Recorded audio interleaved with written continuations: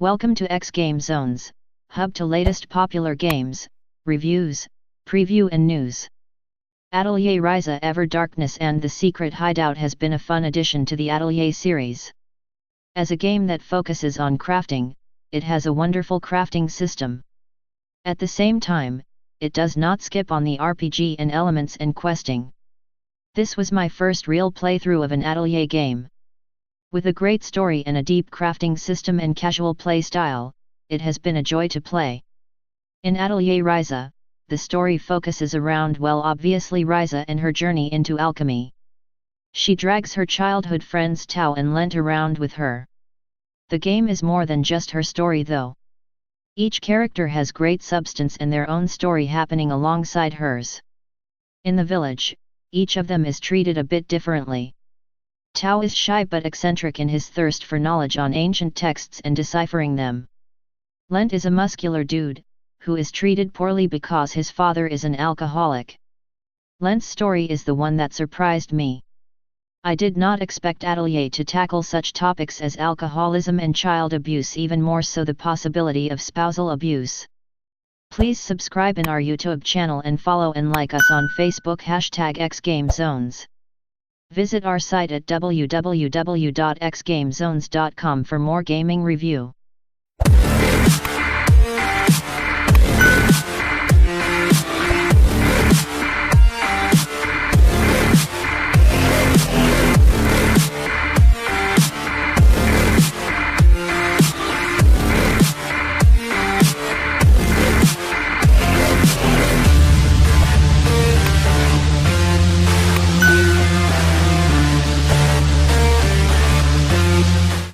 Atelier Ryza Ever Darkness and the Secret Hideout. Lent's mother left him and the father because of the alcohol problem.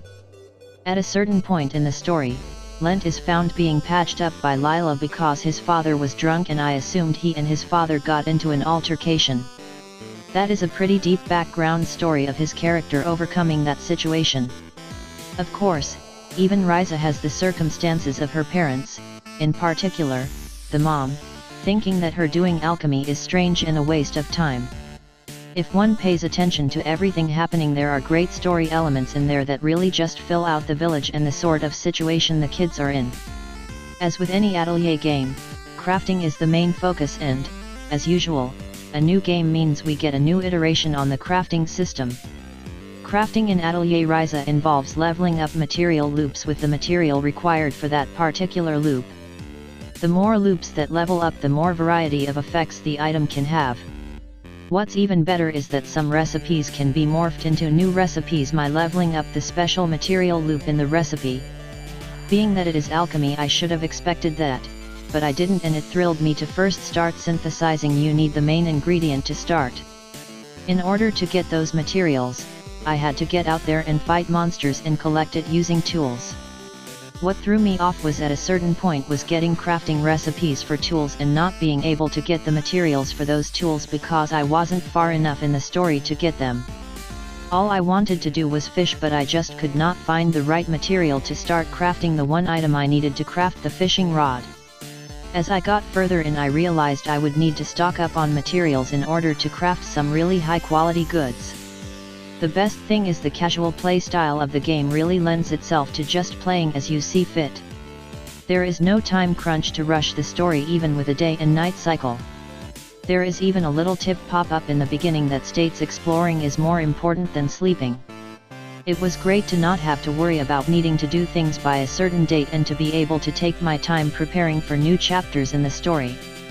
As in any RPG, there are main quests that advance the story. Then in Atelier Ryza you also have NPC request and party quests. I found the party quests to be very versatile.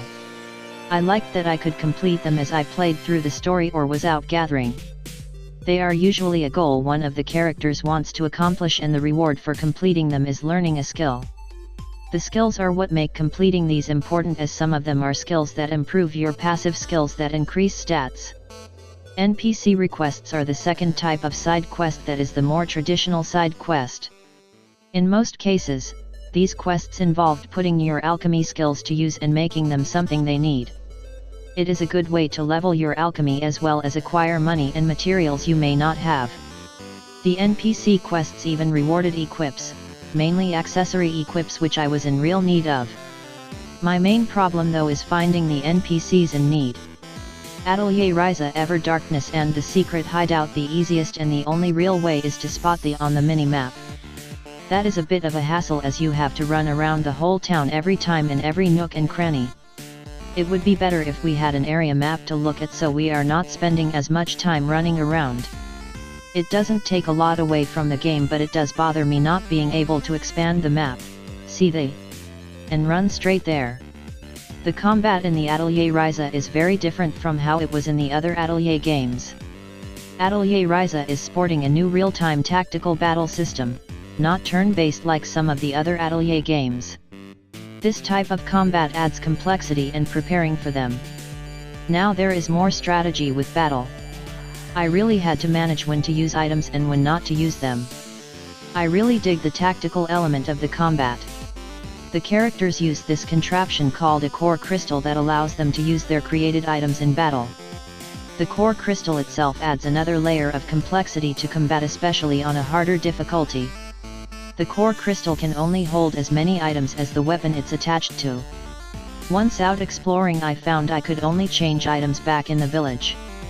This mechanic also plays a part when it comes to the amount of charge your core crystal has in battle. Items in combat costs core charges to use. To replenish those charges, you either have to convert an item you have with you or return to the village. On harder difficulties, I had to decide which items were important for the journey if I wanted to continue exploring. Also, it's great that converting items did not destroy the item. It's only temporarily unusable until you return back to the village. If it had completely destroyed the item's, material gathering would have taken first priority over everything. I've really enjoyed my time in Atelier Ryza, Ever Darkness and the secret hideout. The story and individual ordeals the characters had to deal with captured my attention right away. The game was graphically beautiful and the casual style of play made it really relaxing to play. The combat at the more difficult setting added some nice complexity to the battles. Even on normal difficulty, the battles still required some prep, which the casual play style more than allowed for. If you have given the game, I hope your experience was as enjoyable as mine. If you have any comments or suggestion, feel free to comment below. Thank you for watching. Please subscribe in our YouTube channel and follow and like us on Facebook #xGameZones.